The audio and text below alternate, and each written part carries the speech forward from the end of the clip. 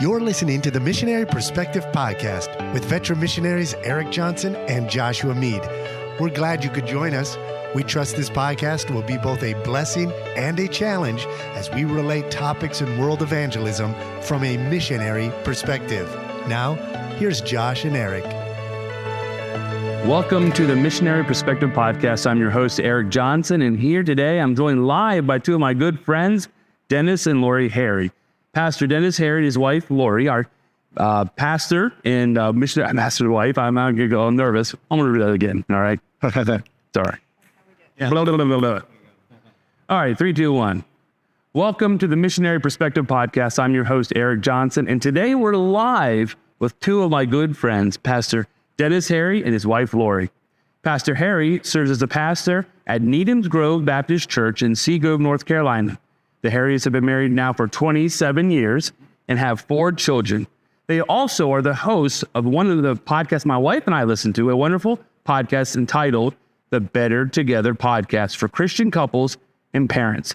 Thank you guys for joining us today. Well, we are excited to join you, Eric, and looking forward to being able to talk about our podcast, but also just some of the ministry things we've talked about while we've been here on our visit to the Dominican. Now, Pastor Harry and I spoke about a little over a year ago on a podcast. We had a 2-part podcast. We talked briefly about their podcast, Better Together, but today we're going to take advantage of having them here live with us in the Dominican Republic. And so before we get jumping into the podcast, let's give those who are listening or watching today a little background on you guys, a little outline of who you guys are and maybe how you guys got involved in ministry, been in multiple ministries, and the current status of your family today. So many years encapsulated into a few minutes. So I'll start off with the background part, and then you can tell everybody where we are currently. How does that work? Okay. So background part, Lorrie and I were both trained as educators and thought that we would be in Christian education our whole lives. But about 20 years ago, the Lord directed our steps into pastoral ministry, and was a youth pastor for 10 years. And then I thought, well, I'll just be a youth pastor the rest of my life. Right. And then the Lord directed our steps to Central North Carolina, where we've been now for 10 years. Wow. And so the Lord has really blessed us there. As far as the background for our podcast, when we hit 25 years of marriage, I think you'll understand this, Eric, there comes a point in ministry where you feel like maybe you have a little bit to give back. Not that you have all the answers. We don't have all the answers. Believe me, anytime we go to a parenting conference or marriage conference, we tell people we don't have the answers, but we can tell people about our experiences. And so when we hit 25 years, we felt like we had enough experience to be able to maybe share some of that back with people. And so I came to Lorrie one day and I said, hey, Lorrie, we're going to start a podcast. And she, by faith, stepped out with me. And it wasn't, will we? It's we are going to. And it has been great to just talk about life and to talk about marriage and parenting. And that's the background of our podcast. So now, Lorrie, tell us then about our family, where we are. Sure. So we have 4 children, ages 25, 23, soon to be 21, and soon to be 18. So we are names. Okay, the oldest is Caitlin, and then Andrew, Emma, and then Laurel is the youngest. She is a senior in high school currently. So we're reaching that stage in life where they're all out of the house. We have 2 that are married. Our oldest 2 are married, and the blessing is they are all in the same place. They are all down in Florida, so we can go visit them all in one place, and we can see them all when we go and visit them. And the youngest will be joining them down there next fall. So that's where we are now, at a stage where it goes by so quickly. We're about to be empty nesters, and the 2 of us sticking together forever. Well, it's funny, you talk about better together, and you do stick together, but you do like to spend a lot of time with your family, and you tend to go try to be around the kids a lot, which is exciting, and probably are going to be going into some new transitions in life, not just being empty nester, but maybe in the next couple of years being grandparents as well, or the Lord allows. So those are exciting transitional times, but 27 years of marriage is a good long time. And so we want to go on to the next point, which is we want to know a little bit of how you guys kind of came to this. I know you told her one day you're going to have it, but kind of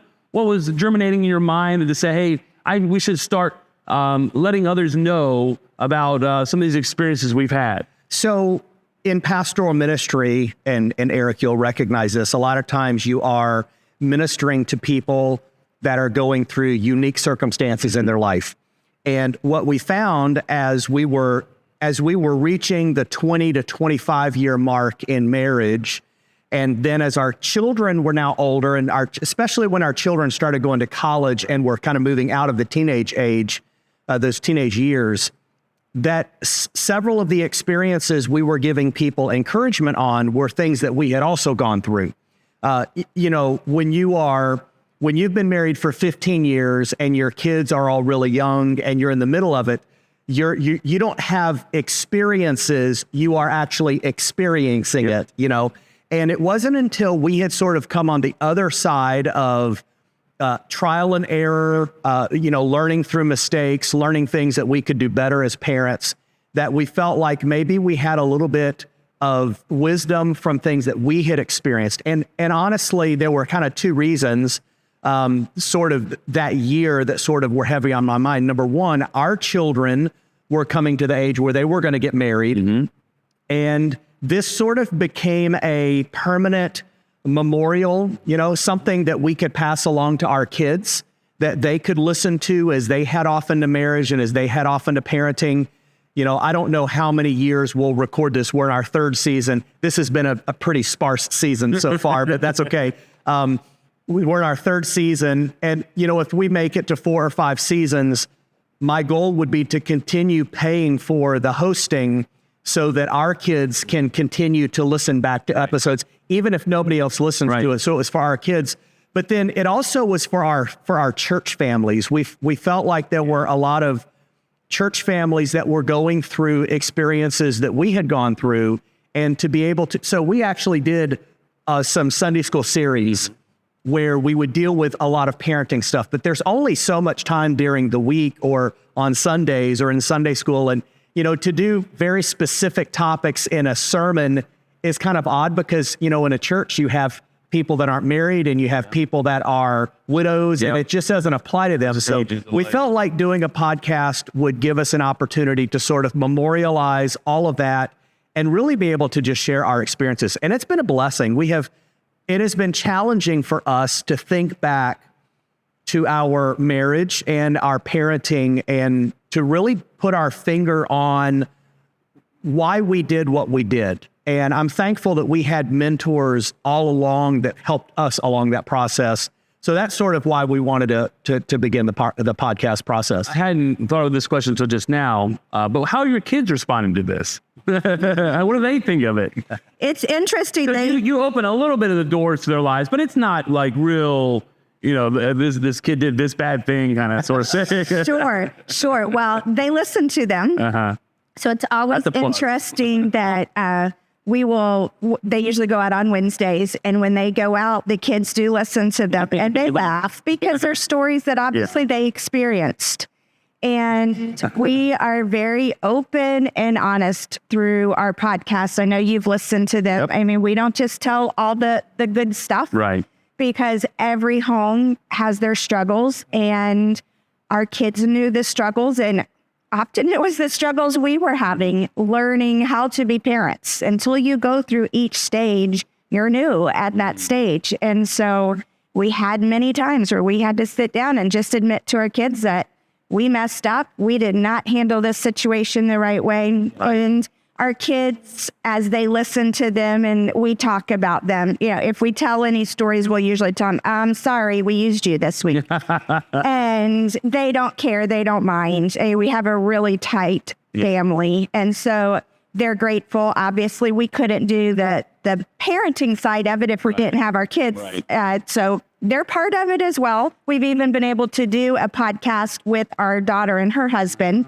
Over the Christmas when they were home, we recorded a podcast with them. So that was exciting to be able to do. One day, hopefully, we'll get them all together on the podcast. Now, I don't know if it seems... Can I add one more thing there? Absolutely. I'm plenty of time. Just to tag off what she just said, I actually think to some degree our kids many times look forward to... Not that they're looking forward to gleaning the wisdom of mom and dad. Okay, I'm not saying that. But there is like this interesting anticipation as they get to hear from our perspective what they only know from their perspective. And so that actually has been sort of neat as we've shared stories and experiences that we had as parents, because realize our children were experiencing childhood, as they were 3, 4, 5 years old, and they weren't looking at it through adult eyes. We were learning as adults. And so they get to sort of see what we saw. And in the end, I think they get to be brought along in the process. And of course, they do kind of look forward to what unique story are mom and dad going to tell. And thankfully, they're okay with that. Yeah. In fact, we went to a parenting conference a couple of weeks ago. Lori and I were speaking at in Charlotte, and we texted our kids as we were headed there. I said, just so you know, we're going to be using you as examples today, and so they're good with that, which is a good thing. And if you listen to the podcast, they're not super embarrassing stories. They're just talking about how normal family life is. And I was going to ask you this. It's also not necessarily in the topic, but I think it's true. As we grew up looking as young parents or soon-to-be parents, we started looking for people who would be examples in our lives. I know you guys were like this. You probably asked a lot of questions. I know you guys are very observant. One of the reasons we started this podcast, Josh and I, is that we often got a lot of questions from people. And I remember as being a young missionary, wanting to be a missionary, and asking many of the missionaries here on the field, how did you start your church? And I was amazed by how many didn't necessarily remember, didn't have any kind of, well, I don't really, it was so long ago. And so we found that sometimes even in parenting, people who how did you raise your kids so well or this? And a lot of people maybe didn't think about it and communicate it. One of the things you guys have done a good job, I think, is probably you looked for podcasts and you probably didn't find very many good ones and thought, hey, we should, not that, like you said, we have all the answers, but just, we had a good experience. We followed good examples. And we want to communicate that to people who are asking us those same questions. We get questions from young missionaries, how to do this, X, Y, and Z. And so one of the reasons Josh and I had basically made this treasure trove of things is so young people can look at that. Not that we have all the answers, but this was our experience. Have you found that to be the same case with people asking you a lot and just saying, hey, this is kind of what our experience was. We observed this and we implemented this, and this was kind of the result? Sure. So early on, we did have, because I've listened to podcasts for quite a while now, been in podcasting in different levels of ministry for several years. And there were several parenting and marriage podcasts that I would recommend. In fact, there are still several that I recommend to other people to listen to.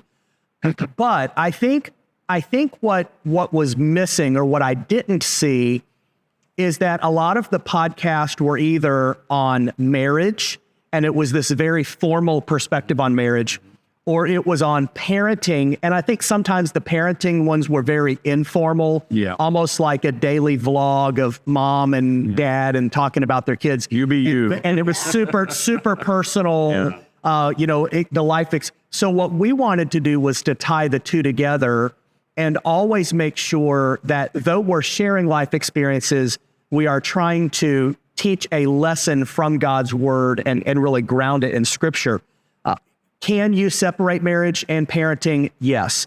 And so there are plenty of good marriage podcasts and parenting podcasts. But what we found for us is if our marriage wasn't strong, then we would have struggled in parenting.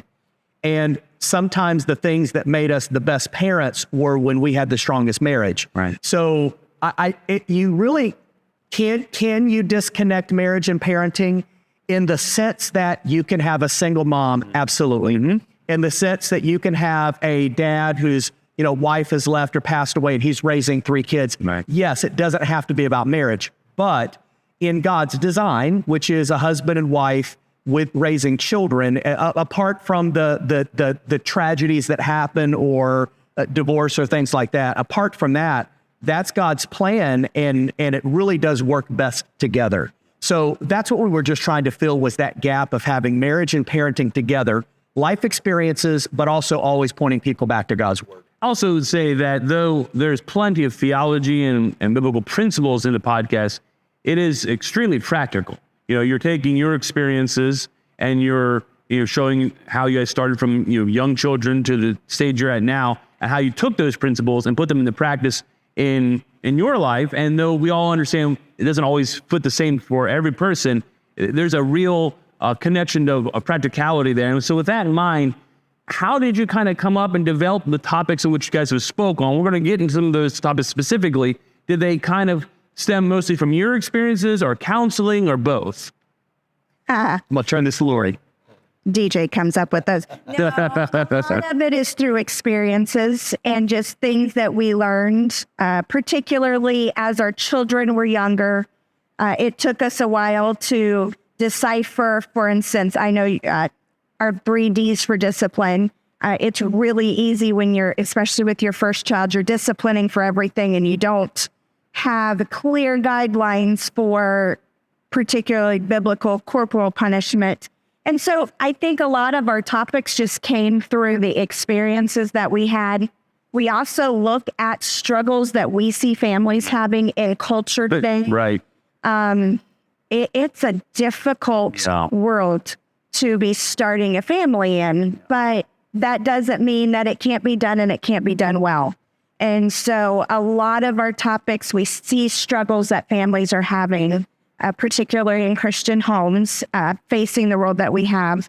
And so we will do topics just looking out and seeing what specifically could we use to encourage parents today. Yeah. Because today is different than 25 years ago when we first had Caitlin. Mm-hmm. Yeah, the world has changed probably more in the last 5 to 10 years than ever before. And it's true, a lot of times, we might see good experiences and we try to follow people who raise their children well, and hopefully we can say that we did our best.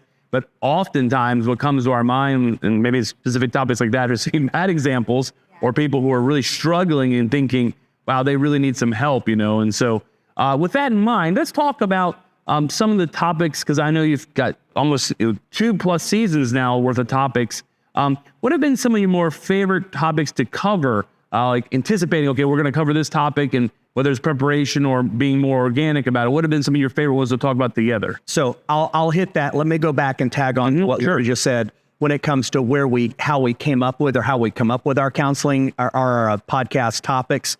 Like she said, it's often life situations. It's also sometimes situations that we see in people that we're counseling, like real issues that are coming up in people's lives, or questions that people ask, or situations that we see people struggling with. Then we will get in the car, we reflect back on what we would have done in that situation, and then we'll look at each other and say, that needs to be a podcast topic, and we'll jot it down.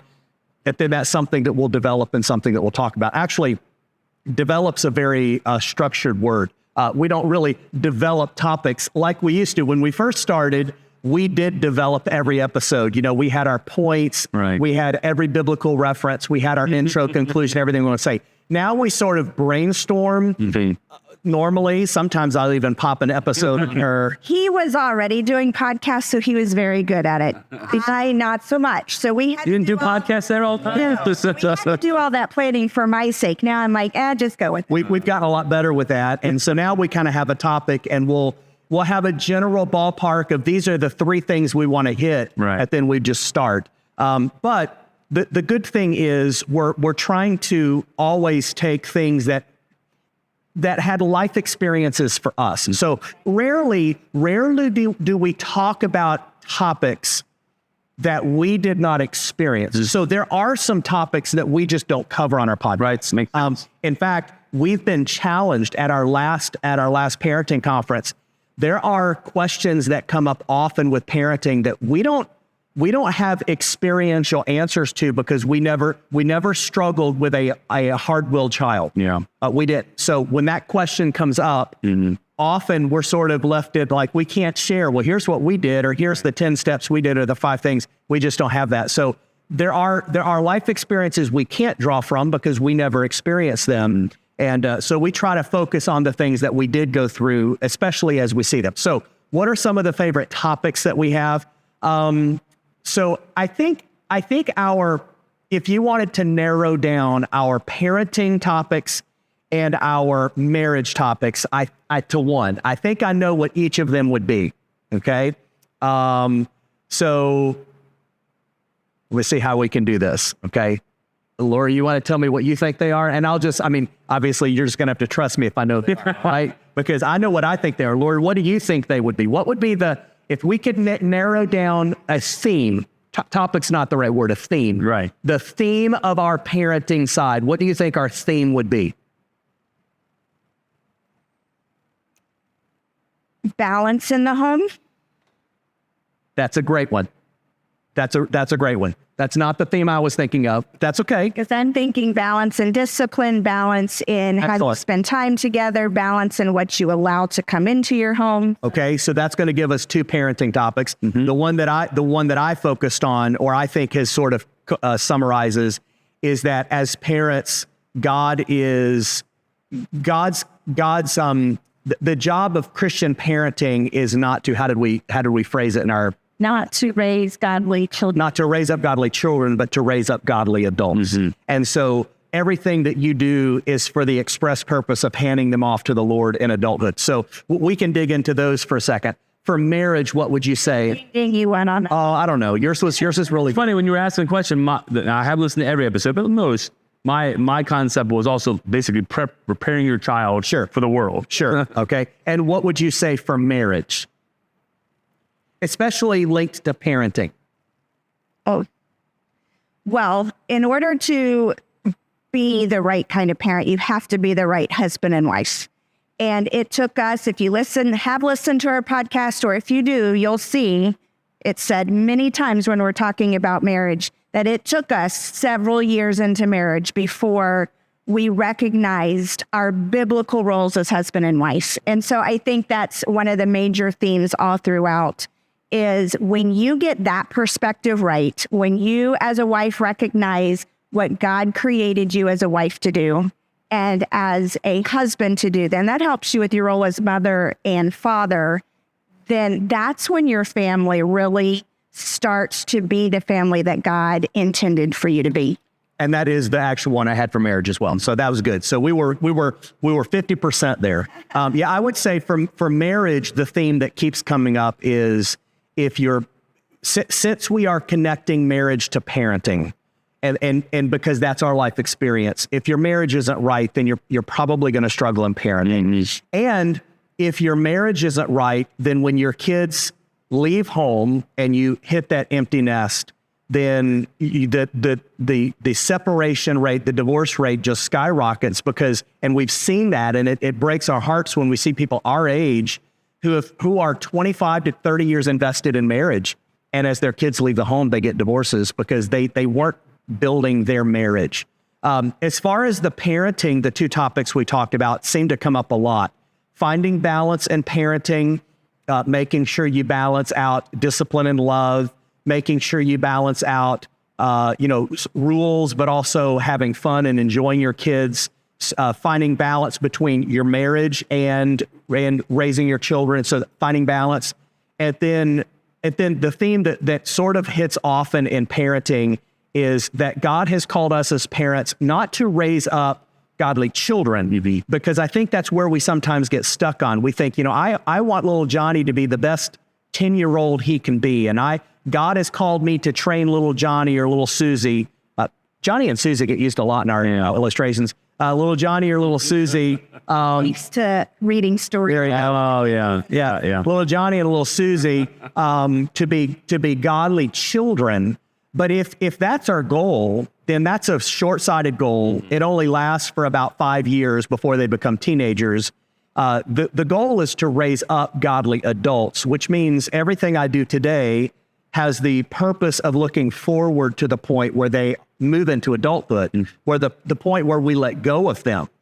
We are stewards of our children. They are not our possession. And so everything I do today, everything we do in parenting is to prepare them for that point when we let them go out and serve the Lord. And by the way, it makes it much easier to let go at that point if you have been thinking that direction your whole life. If for 18 years of your child's life, you've been thinking, you're my child, hold on, then when they turn 18 and God calls them into missions, let's use that as an example.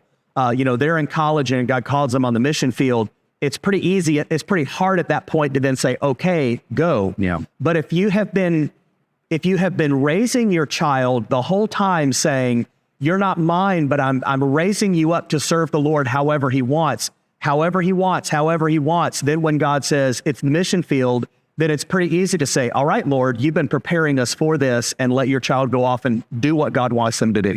Yeah, specifically those two podcasts you're mentioning, one about the biblical roles in marriage. I remember that resonating with me very much. I think you told a story about coming to a certain point in the marriage and life when you felt your need to lead more spiritually. And I remember specifically that being something I applied more in my life after that, because you gave real life experiences about, it wasn't that you had a bad marriage or you weren't raising your kids right, but you realized, maybe you weren't fulfilling the role exactly the way you should have been. And I think specifically in this day and age with so much confusion, so much pushback on the roles of husband and wife, that's one of the topics that I feel like Christian couples just have to hear over and over again. I think in our evangelical world, people are very afraid to talk about this. Right. There's a lot of fear in that. But to just talk on it biblically and give real perspectives shows how a family can flourish in that way. Right. And it doesn't come from a domineering dictator role or, humility and submission, but that we're all submitting, but fulfilling those roles. And so I really encourage our listeners to go back and listen to that podcast. It's very informative, very practical. I think that showed great results in your family when everyone knows their job and fulfilling it. And then the one you're talking about in preparation, I remember specifically, we were actually sending our kids off a couple of years ago to a camp. They were driving with our home church 14 hours. And maybe a few days before it happened, we realized some of the things they were going to be doing, and we realized our kids had never walked into a store and ordered their own combo meal or something. I think maybe I'll even use an example, something like that. And we were like, wow, there's so much here that we feel like we're trying to fulfill in training them biblically, but there's a practical side of life of applying that. Like you said, not necessarily raising godly children, but godly adults, godly Christians. And so those two topics really resonated with us. Have you, through social media or interaction with people, have specific topics that you felt like people have reacted most positively to? So let me talk about that topic that you just mentioned. The one of the greatest benefits for our family, and apart from the godly influences that you mentioned earlier, that we had several godly influences in our life that we're thankful for. But apart from that, one of the greatest benefits for our family was when I became a youth pastor. Mm-hmm. Because as a youth pastor, I'm now taking care of everybody else's 4th through 6th grader when we went to camp. I'm taking care of everybody else's teenagers at camp and on youth group and youth activities. And I got to see firsthand the results of, if you have a 15-year-old, I got to see the results of 15 years of child rearing. And we had 80 kids in our youth group and 35 kids that we took to junior camp. So that's over 100 kids that we got to look at and say, yeah, those 5 kids right there, that's how we want our kids to be. And sadly, the number of kids, it was maybe in the 10 to 15%. And we found that if we were to just parent like everyone else parents, then our kids are going to turn out, when I say like everyone else's kids, I mean, we were going to struggle with just common issues that sadly should not be common. Yeah. They should not be common in the body of Christ. Exactly. But they are, because we don't follow biblical principles in parenting. So we looked at those 10 to 15 teenagers, and we looked at their parents. Now, remember, our kids were much smaller at that point. So their parents were older than us, typically. No, they would have been older than us, which meant we were able to look up to those parents, and we were able to watch, okay, how did they discipline their children? How did they raise their children? How did they raise their family? What priorities did they have? And that sort of then gave us models to follow after.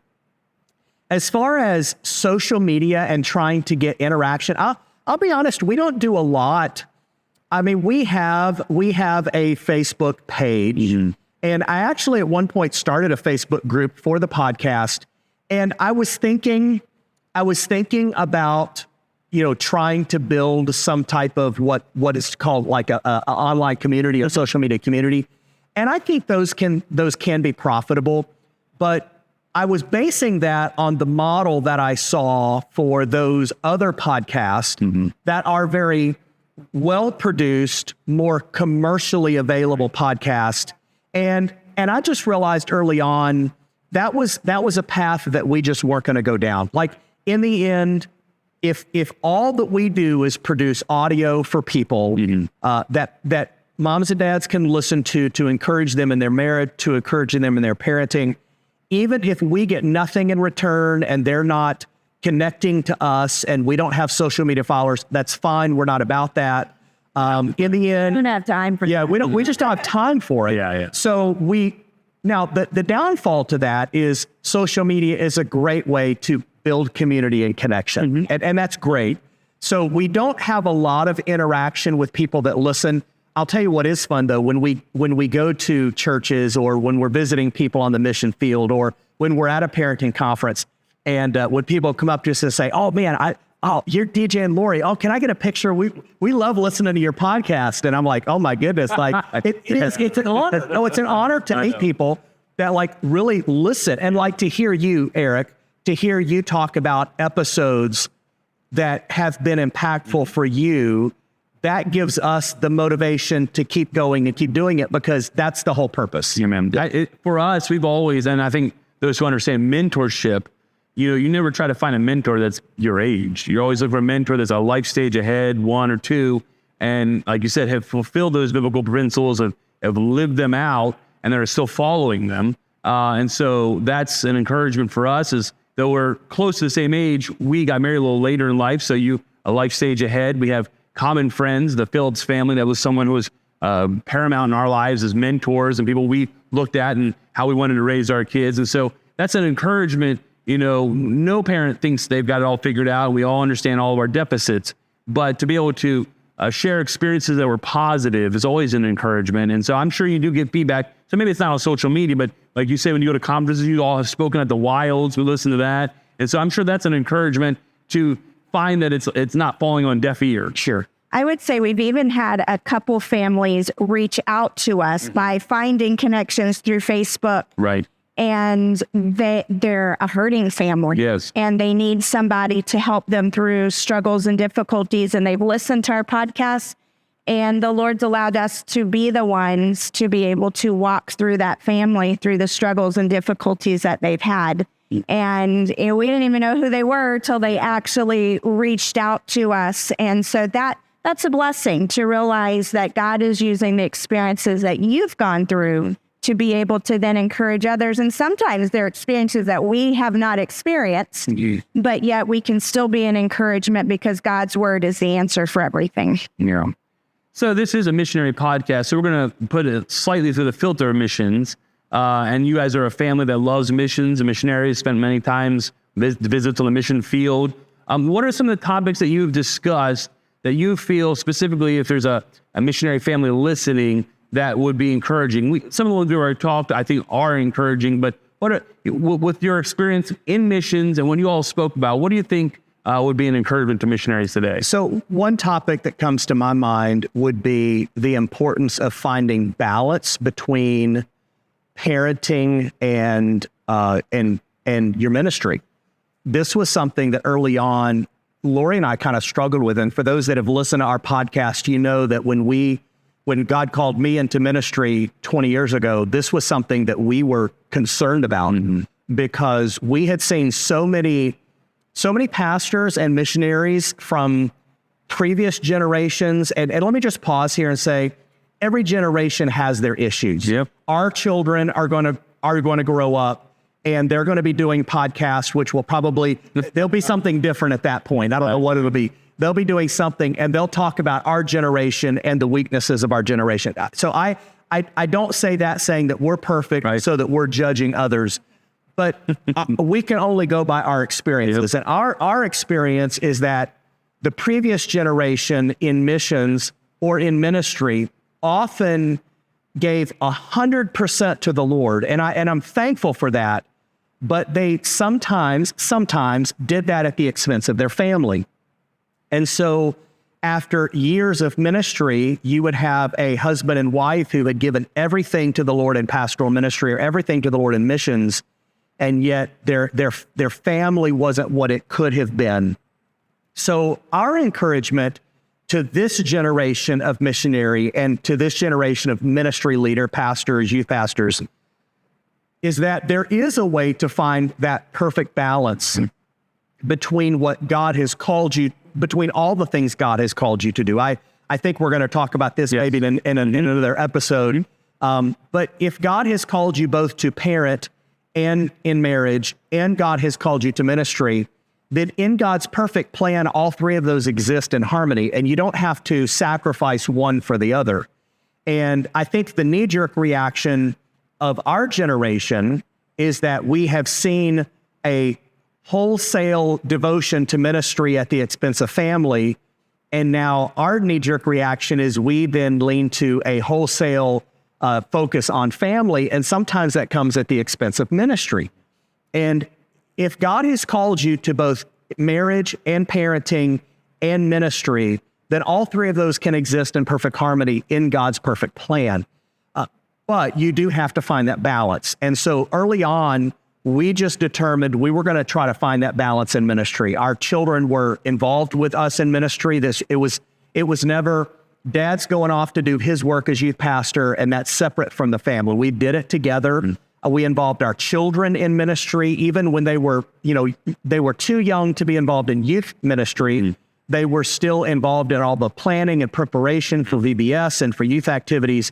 Then when we moved to North Carolina, it ramped up, because now, I'm the only pastor on staff there at the church. And so our children were just part of ministry. And I made sure our church knew that, but then we also made sure when it was family time, it was family time. And we spent time with our kids and enjoyed vacations and enjoyed that time away. And so I would say that's probably the biggest take we've learned from ministry that I would think would apply to missions. And I think another topic that we have in there that applies to missionaries is the one you mentioned earlier about the purpose of why we have children. It's not to raise good children, it's to raise good adults.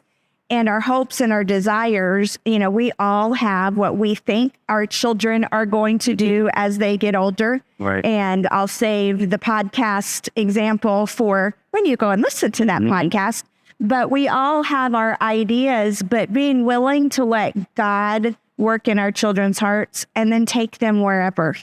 And that can be hard. We want our kids to be right where we are. But I am thankful now that my kids are at that stage, and I have, I don't know what God's going to do with our third child right now, who's studying to be a nurse. I could see the Lord using her on the mission field with nursing, and that could take her all over the world in a nursing capacity. But that's so exciting to me. I tell my kids, no matter where you are in the world, you're an airplane ride away. And so go fly, do what God has created you and what God has called you to do. And I can always come and visit you and see some wonderful places in the world. So I think that particular topic, because that's hard when you are outside of the comforts of the U.S., but also if your kids have grown up in your mission field, that's their own.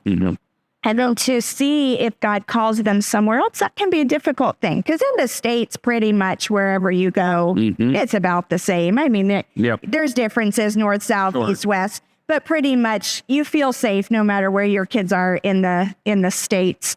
But when God starts calling them someplace other than where you are, that can be hard. But I think that's a topic. And we have a few podcasts in there that deal with that conversation.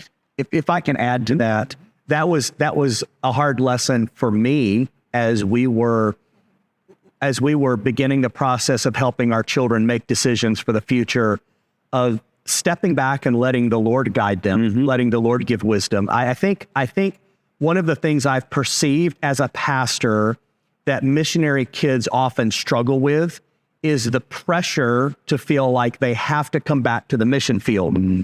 Now, I said this to your kids the other day, so this is not something that I don't say to kids. Your kids have a very unique set of skills because they have grown up on the mission field.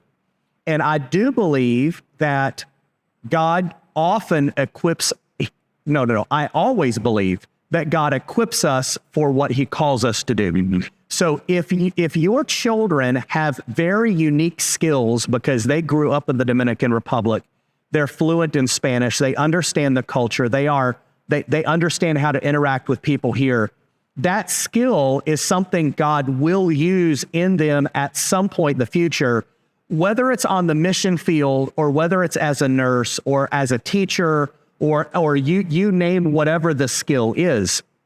But I think often our children feel the pressure in ministry that they have to now perform at the same level, and I use that in air quotes for those that are listening to the podcast and not watching, the same level of ministry, because they feel like if we're not in full-time Christian ministry like mom and dad, then we've failed. Yeah. We had to communicate that early on to our kids.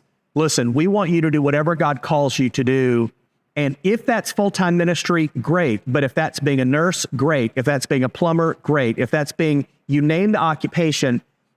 And I think it's important for us to communicate that verbally to our kids. We may say, well, my kids know. No, they don't. Like we need to communicate that. And missionary kids do struggle with that. And so for them to know, when I come back to the States, they're already going to face enough struggle interacting with and trying to acclimate back to a new culture. But just knowing that mom and dad are behind them 100%, no matter what God calls them to do, and not to feel like they have to come back. I have found it interesting, Eric, and then I'll be done with this topic, that several missionaries that we support that are second generation, even a third generation missionary, came to the States, went to college, were planning on doing something else. And it wasn't until they finally came to the point where they said, okay, Lord, I'm willing to do whatever, that God knocked on their heart and said, I want you to go back. Right. And then they realized, I'm going back because God called me, not because daddy called me. Right. And there's nothing worse than a child coming back to the mission field because their daddy called. Yep. They need to be God called, which means you've got to step back and say, all right, let God do the work and give your kids that room to let God work in their hearts. Yeah, it's interesting. One of the things I've noticed is we've watched missionary families who are older than us send their kids back, and we see some of the good examples, bad examples. But for us, I think one of the things that's hit us recently and why we're seeking after podcasts like your own is that time goes by so quickly, and before you blink, you're having to make these decisions. As Miss Lorrie was talking about, it's one thing for you guys from North Carolina to send your kids down to Florida, and there's major transitions that you have to deal with the family. It's the other when you've lived in a third culture, a third kid culture, and you're sending them back to your first culture that they don't know. And what happens, I think, is that not so much that people don't have the biblical principles or aren't thinking about it. I think it creeps up on them. Sure. And I think that preparation. And so that's why I encourage people to listen to the Better Together podcast, because I think the majority of your podcasts are the stage of life you've just completed or going through, where you're transitioning your kids from home to college to married life, because that's what's most fresh. I mean, we do talk about raising children, and one day you'll talk about grandkids, hopefully. But it is most fresh in your mind. And so we encourage those parents who maybe have young teenagers or, teenagers that are getting ready to shove off. These would be good podcasts, because it is so true. I think most missionaries I do know, it is probably more of our generation now, not necessarily to guilt your kids into coming back. I think it probably did happen, and it probably does still happen. But I think most people don't do that. They don't want their kids to choose. And then, unfortunately, sometimes people who don't have great experiences, the last thing they want their kid to do is come back. And so it's encouraging to see your kids not necessarily be forced in the ministry, but sort of choose it. And we feel the same way. If our kids are going to be writers or school teachers, we're going to be just as happy if they are missionaries or pastors, as long as they're serving the Lord and godly young men and young ladies. But so I do encourage the listeners specifically to seek out topics where it comes to preparation for your kids to be leaving the home, basically. And so for missionaries, there may be some added things on that list of things to figure out, whether it be driving or, anything they may have never experienced. But there's so many of those things that are still applicable to whether it's U.S. ministry or all, around the world ministry, international ministry, as we would call it. Sure. As a funny side note, if you are outside of the States, go ahead and let your kids learn how to drive in your foreign country, because if they can drive there, the U.S. will be simple. Every country I've gone to, the driving is crazy. I thought the States was crazy, not till you go outside of the States. Yes, that is always a topic of conversation to talk to missionaries to see whose country is crazier. Yeah. Well, we're going to wrap this up, and we talked a little bit about social media, but Pastor, you don't only have the podcast with your wife, you also have a YouTube channel where you talk about a lot of contemporary theological issues. What's the name of that, or the site for that we can find? So if you go to YouTube and just search because that's going to be your sign or whatever, at DJ Harry Teaches. DJ Harry Teaches. And so in that, I try to hit biblical topics that sometimes are a little edgy, but I'm trying to look at those topics from a biblical perspective. For example, this last week, I recorded it before we came here to the Dominican, but I released a video specifically on the Bible and alcohol. Now, about a year ago, I did a video that was a full study on all of the words in the New Testament and Old Testament. So that video is still out there. But this one was specifically on what does wisdom say from God's word? You know, a lot of people will say, you know, well, is drinking a sin? Show me the verse where it says drinking is sin. Yes. Sin. And so in this video, I simply said, okay, let's back up for a second.